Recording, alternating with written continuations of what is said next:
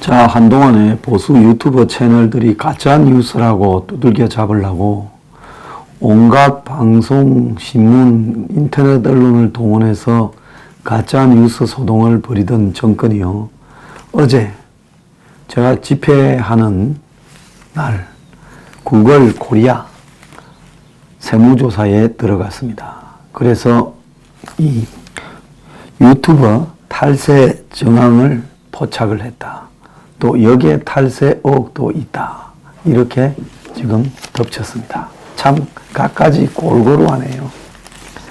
자, 그래서 지금 이 부분과 관련해서는 크게 두 가지로 봐야 됩니다. 하나는 구글이나 구글 코리아가 한국에서 수입을 얻어가면서 세금을 제대로 내지 않는다라는 구글에 대한, 유튜버에 대한 압력, 그걸 통해서 결국 유튜버가 정부가 요구하는 대로 유튜버 채널들을 차단을 하든지 이렇게 협조를 하라는 거고, 다른 한편으로 어제 세무조사의 핵심은 이 유튜브 하는 사람들이 구글과 이렇게 이제 광고비나 이런 걸 받는데 얼마를 받느냐, 이제 그런 걸 통해 가지고 탈세를 잡아내겠다, 이제 그런 부분까지도 포함한 부분입니다.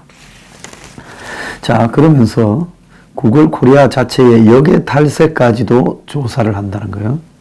그래서 역외 탈세라는 것은 구글이 국내에서 벌은 돈을 한국 정부에는 세금을 조금 내고 싱가포르 법인에 구글이 귀속시켜서 한국에서 버는 거를 세금을 안 낸다, 이제 이렇게 이야기를 하는 거죠.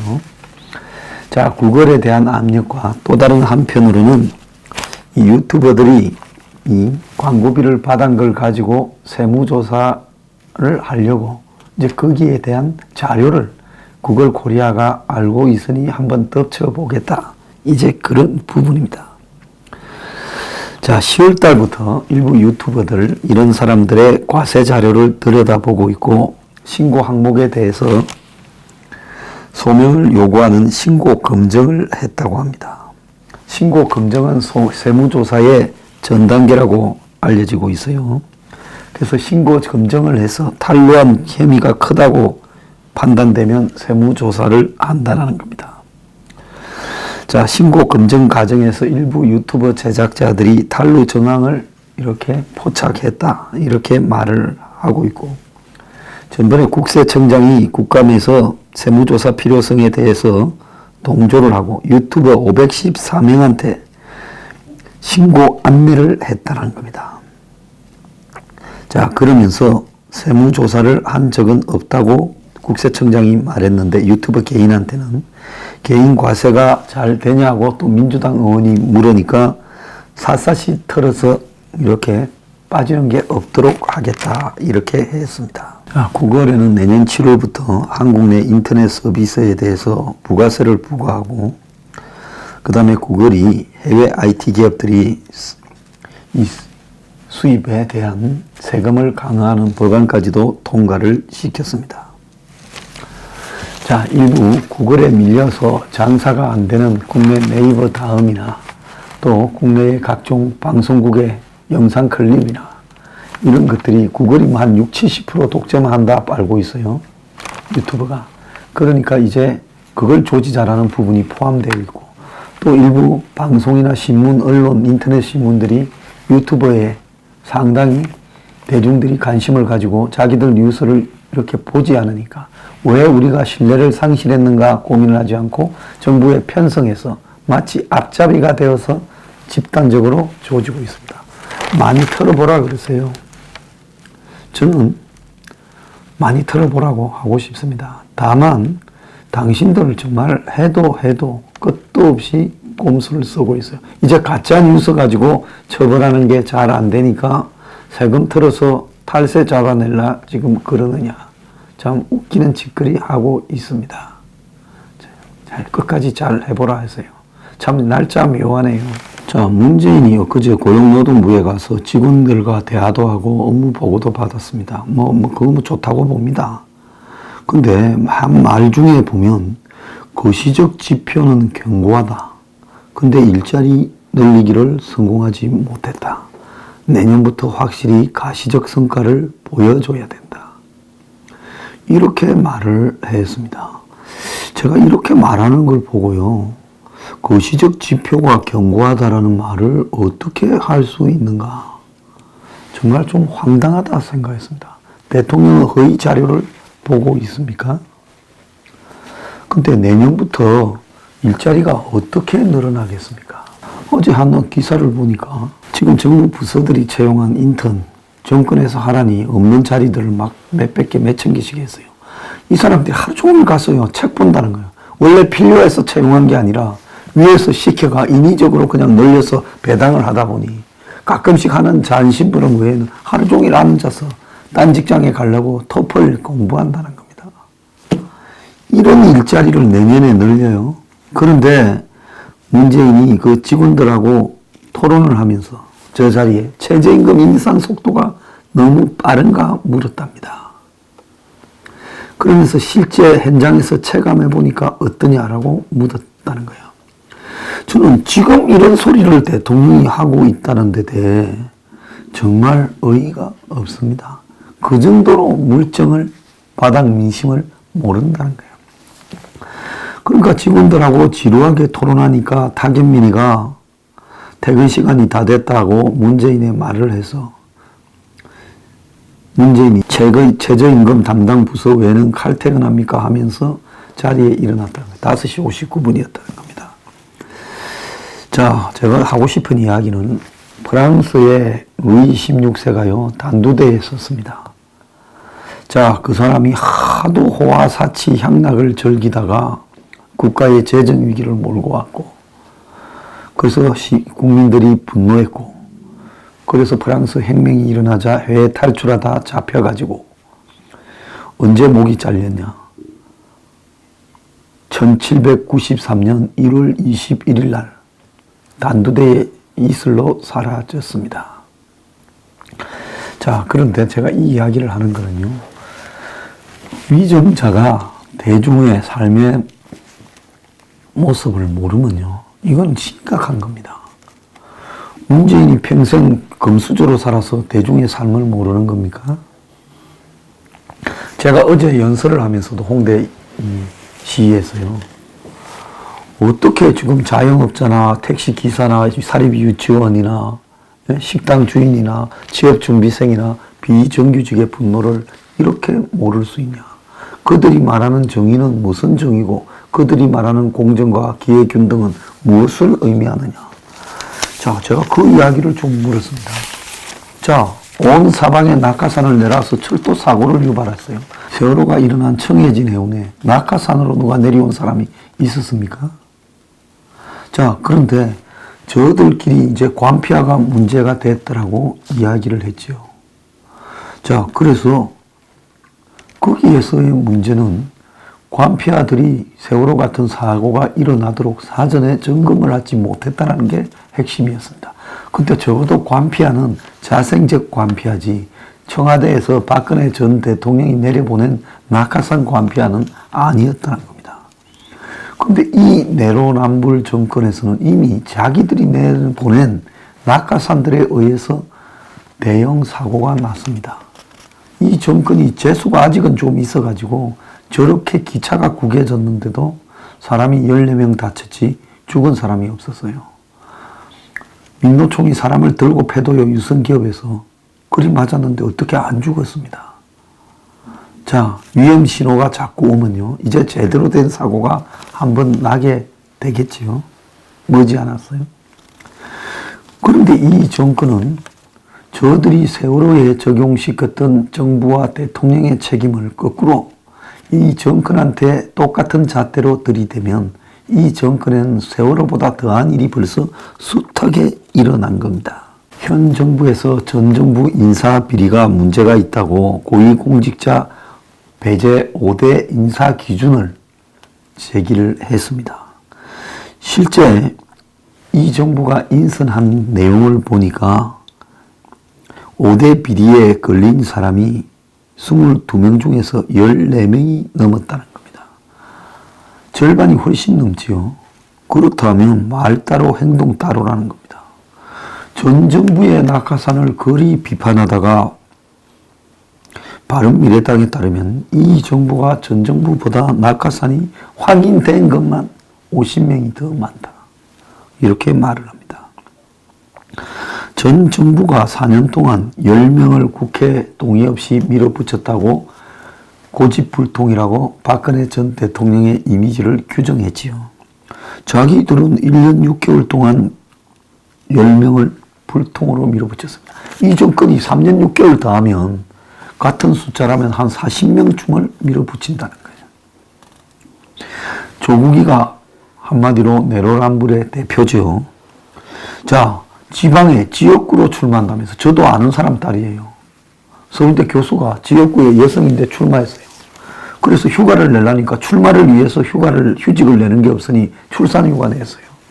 그런데 조국이 폴리페이스라면서 학교에서 그만둬야 된다. 다른 동료 교수가 피해본다 했어요. 지금 그런 조국은 지금 청와대 수석 간다고 사표 내었습니까? 휴직계 내지 않았습니까? 그 김연수 교수일 거예요. 마찬가지로 적용한다면 조국은 더한 짓거리를 한 거죠. 우여곡절 끝에 임명된 홍종학 중소기업 벤처부 장관은 의원 시절에 상속 정례를 규제하는 법안을 발의해놓고 자기는 희한한 형태의 정례를 했습니다. 이 지금 양상훈 조선일보 주필글이에요.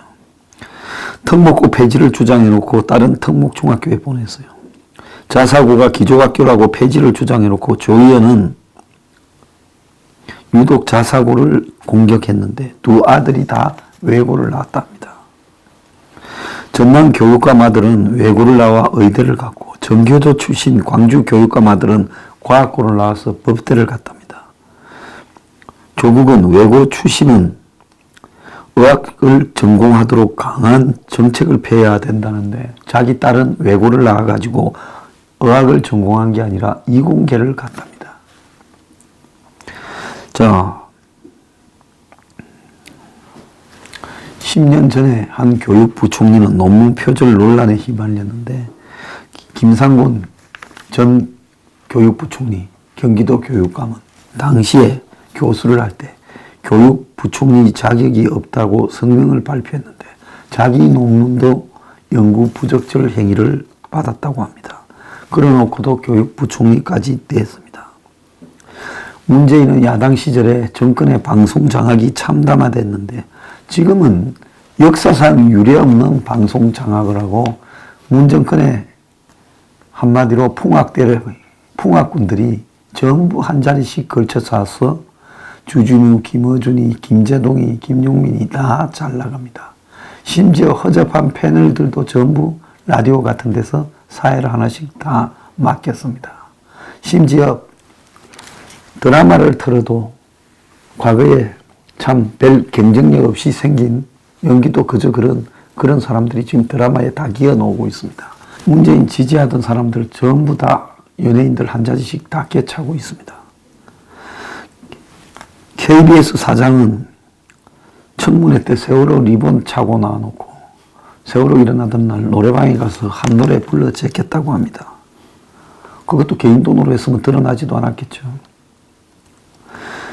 자, 세월호 문제로 이재수 장군을 자살하게 한 사람들이 이렇게 세월호 가지고 위선을 떨었습니다. 검찰이 한때 잡으러 다니던 주사파나 국가보안법 위반하던 사람들이 이제 검찰의 우두머리가 돼가 검찰을 개처럼 부려먹습니다. 그런데도 끊임없이 먼지털이로 사람을 조지다가 급기야 자살 사태가 일어났는데 대통령은 인권의 날 성당에 가가지고 인권이 최우선의 가치라고 합니다. 이 정권에 반대하는 사람은 인권이 없습니다. 저 같은 사람도 포함되겠지요. 이 정권의 인권은 오직 자기들을 지지하는 거나 저 똘마니들한테만 인권이 특별하게 적용됩니다. 자, 드루킹은 국정원이 저리 가라 할 정도로 댓글 조작을 했고 문재인도 알고 있었다고 말을 했습니다. 그럼에도 불구하고 드루킹 수사는 완전히 깔아뭉개버리고 자, 권력을 사유화해서 문재인의 친한 친구, 알던 사람들은 다 한 자리씩 하고 심지어 법무법인의 사무장까지도 공기업의 이사가 되고 같은 동료 변호사는 법제처장이 되었습니다. 민주당의 야당 시절에 음주운전을 범죄라고 규정해놓고 자신들이 음주운전한 건 사고 낸 게 아니다 하고 말을 하고 있고, 문재인의 의전 비서관은 청와대 앞에서 음주운전을 하다가 걸렸습니다. 자, 이 정권이 지명한 헌법재판관과 대법관은 위장 전입을 해놓고 뻔뻔하게 지가 3번, 4번 위장 전입해놓고 남한테는 징역형을 때렸습니다. 참여연대 출신 금감원장 김기식은 자기는 남 돈으로, 비관기관 돈으로 해외여행을 여자 비서까지 데리고 갔다 오는 거, 12,700원 법인카드 사용을 가지고 지랄을 했습니다. 이명박이가 한 25, 6조 쓰면서 일자리 창출 안 했다고 이야기하던 사람들이 자기들은 54조가 흔적도 없이 사라졌어요. 이명박의 4대강은 그래도 흔적이라도 남아있습니다. 자전거 트라도 남아있어요. 문재인의 정의는 무슨 정의냐. 오죽하면 미국에서 아까 제가 이야기했듯이 싱크탱크에서 문재인이 반대하는 언론들이나 반대 집단을 탄압한다 소리를 하겠습니까? 자기가 정의롭다고 남들을 이렇게 탄압해서 되는 겁니까? 자, 문재인의 정의는 기준은 뭡니까? 그러고는 KTX 사고 나면 뭐라고 합니까? 문재인이 KTX 사고에 대해서 며칠 전에 혹시라도 승객의 안전보다 기관의 이윤과 성과가 앞선 결과가 아닌지 살펴보기 바란다 했습니다.